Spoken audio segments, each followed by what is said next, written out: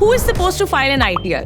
वो इंडिविजुअल जो 18 साल से ऊपर का है, या वो इंडिविजुअल जिसने इनकम अर्न करना शुरू कर दिया लेकिन अभी वो टैक्सेबल ब्रैकेट में नहीं आता, या वो इंडिविजुअल जिसकी इनकम टैक्सेबल ब्रैकेट में आने लग गई है? This was the question asked by Veer, my buddy junior from college. And my answer to him was, अगर कोई माइनर है एंड वो इनकम अर्न कर रहा है, even that minor is suppose to file an ITR, actually उसकी income club होती है उसके पेरेंट्स की इनकम के साथ, and that is how it is taxed accordingly. And अगर मैं बात करूं कि अगर आप इनकम अर्न करनी शुरू कर दी है लेकिन आप टैक्सेबल ब्रैकेट में नहीं आते, लेकिन ओल्ड टैक्स रिजीम के हिसाब से if your income is more than 2.5 lakhs and new tax regime के हिसाब से your income is 3 lakhs and above, in both the situations you are supposed to file an ITR. इसके अलावा section 139 of income tax में और भी situations हैं according to which you are supposed to file an ITR even though आप basic exemption limit में ही हो. These are the 7 situations where you're supposed to file it. Lastly, अगर आपके पास कोई फॉरेन एसेट है या फिर किसी फॉरेन अकाउंट की साइनिंग अथॉरिटी है, even then you are supposed to file an ITR. अब वीर ने बोला कि ये भी बता दो ओल्ड टैक्स रिजीम में फाइल करना है या न्यू में. तो in this episode we will talk about where you should file your taxes and how are these taxes calculated. Hello everyone, I'm Asta Khurana and welcome to Zerodha Varsity Videos. अब बात करें कि old tax regime में tax file करना है या new में, लेकिन वीर ने तो अभी ही अपना जॉब ज्वाइन किया है एंड उसकी सैलरी आई ही है. But why is he asking this question in the very beginning? Because जब भी आप जॉब शुरू करोगे आपका HR आपको पूछने वाला है कि कौन सी रिजीम आपने ऑप्ट करी है एंड आपको आपके इन्वेस्टमेंट्स क्या हैं वो डिक्लेयर करने पड़ेंगे एंड इन्वेस्टमेंट्स प्रूफ भी देने पड़ेंगे. बट ऐसा क्यों? Now let's understand. नाउ ये जो डिसीजन है ना कि ओल्ड रिजीम में फाइल करना है टैक्स या न्यू रिजीम में, ये इंपॉर्टेंट इसलिए है बिकॉज न्यू रिजीम में बेशक आपकी टैक्सेबल इनकम ज्यादा है लेकिन टैक्स रेट्स कम है, एंड वहीं ओल्ड टैक्स रिजीम्स में आपकी जो टैक्स रेट्स हैं वो ज्यादा है लेकिन आपकी टैक्सेबल इनकम कम है बिकॉज ऑफ द डिडक्शंस. तो इसीलिए ये कॉमन कंफ्यूजन सबको होती है. तो सबसे पहले तो हम ये कैलकुलेट करेंगे कि आपकी इनकम में कौन कौन से कंपोनेंट्स आते हैं. तो सबसे पहले तो आपको देखनी है अपनी ग्रॉस सैलरी. तो आपकी पे स्लिप में लेफ्ट साइड के किसी कॉलम में ग्रॉस सैलरी लिखी होगी. उसका जो भी अमाउंट होगा, अगर वो मंथली बेसिस पे है तो आपको उसको मल्टीप्लाई करना है 12 से एंड आपके पास आपकी ईयरली ग्रॉस सैलरी आ जाएगी. फिर उसमें if the company has given you any bonus और incentive you need to add that, and along with that you need to also add income जो आपको बाकी अदर सोर्सेज से मिला, जैसे कि आपको रेंटल इनकम मिली या फिर FD पे इंटरेस्ट मिला या फिर डेट में अगर आपने इन्वेस्ट किया था तो उसका इंटरेस्ट मिला, या any other income that you think is a part of your something that you have earned in that particular year. So you need to combine everything. अब बात करते हैं कि अगर आपको डिडक्शंस मिलती हैं तो वो किस चीज़ की मिलती हैं. डिडक्शंस में आपके पास house rent allowance, travel allowance, 80C के अंडर टैक्स सेविंग इंस्ट्रूमेंट्स जैसे कि provident funds, ELSS, payment of life insurance premiums, then NPS आता है, then deduction under 80D for health insurance and donations under 80G, and payment of interest on a loan for higher education under section 80E etcetera. तो ये सारी चीजें जुड़कर आपकी deductions बनती हैं. अब हम इसको एक एग्जाम्पल से समझते हैं एंड मान लेते हैं कि एक इंडिविजुअल की ग्रॉस सैलरी है 10 लाख रुपीज. उसके ऊपर उसको कंपनी ने बोनस भी दिया इस साल का 1,80,000 एंड लास्टली उसको रेंट भी आया 1,20,000 का दिस ईयर. तो वो टोटल इनकम जो उसको इस साल मिली वॉज 13 lakhs. अब बात करें अगर हम डिडक्शंस की तो उसको हाउस रेंट अलाउंस मिला है 1 लाख रुपीज का, 80C में उसने डिडक्शन क्लेम करी है 1,50,000 की एंड 80D के अंदर डिडक्शन मिली है 20,000 की. तो टोटल डिडक्शंस कितनी हो गई? 2,70,000. अब ये दोनों ही नंबर की डिटेल्स जब आपके पास आ गई और आपने इंडिविजुअली कैलकुलेट कर लिया है, now you need to go to the income tax website और उनका कैलकुलेटर खोल लेना है जिसका लिंक आपको नीचे डिस्क्रिप्शन में मिल जाएगा. Now here you need to enter your income amount and you need to enter your deduction amount. लेकिन इनकम अमाउंट जब आप एंटर कर रहे हो तो उसमें यू सबट्रैक्ट 50,000 का स्टैंडर्ड डिडक्शन. ओके, ये ओल्ड टैक्स रिजीम के हिसाब से हम कैलकुलेट कर रहे हैं. So as soon as you put your numbers आपको वो वेबसाइट खुद ही बता देगी that what is better option for you, old tax regime या न्यू टैक्स रिजीम. एंड वहां पर आपको एक डिफरेंस भी दिखेगा कि अगर आप न्यू टैक्स रिजीम में इन्वेस्ट कर रहे हो तो how much actually you are saving on taxes, या अगर ओल्ड टैक्स रिजीम आपके लिए बेटर आती है then how much you are saving your taxes.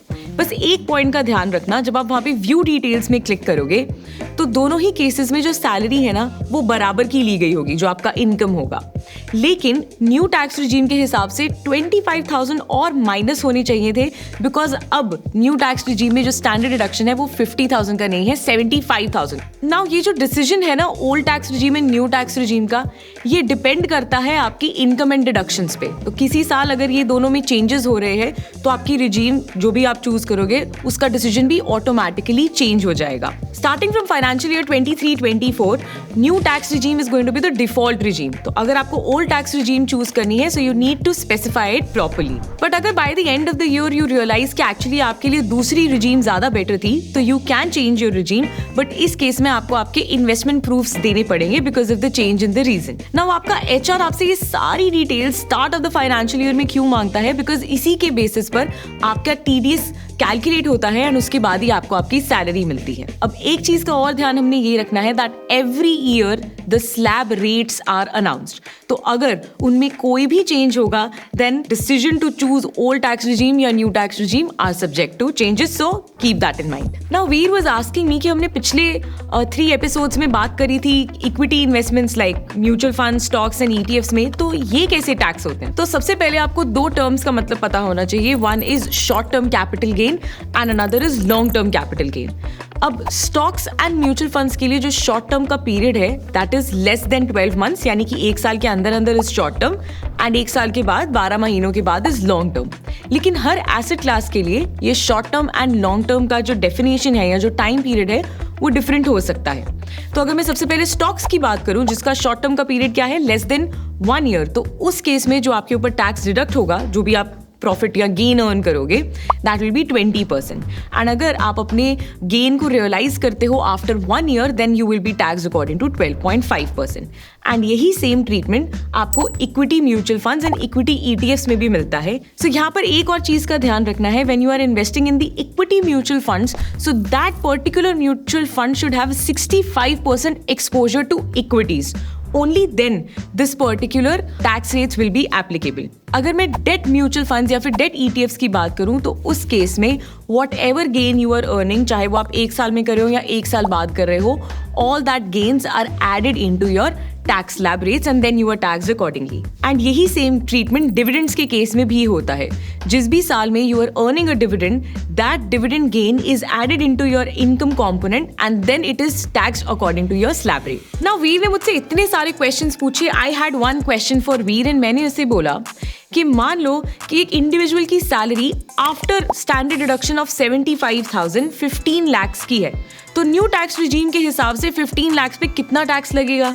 तो उसने बोला बहुत सिंपल है, 15 लाख रुपीज 20% टैक्स ब्रैकेट में आता है, तो 15 लाख का 20% इज 3 लाख, तो 3 लाख का टैक्स उसका ईयरली डिडक्ट होगा। But the answer is wrong. Actually ये टैक्सेस ऐसे कैलकुलेट नहीं होते। Let me explain how. तो हमारी सबसे पहली slab rate is 0 to 3 lakhs, क्योंकि उसमें आपका टैक्स रेट 0% है, इसलिए पहले 3 लाख पर आपको कोई टैक्स नहीं देना।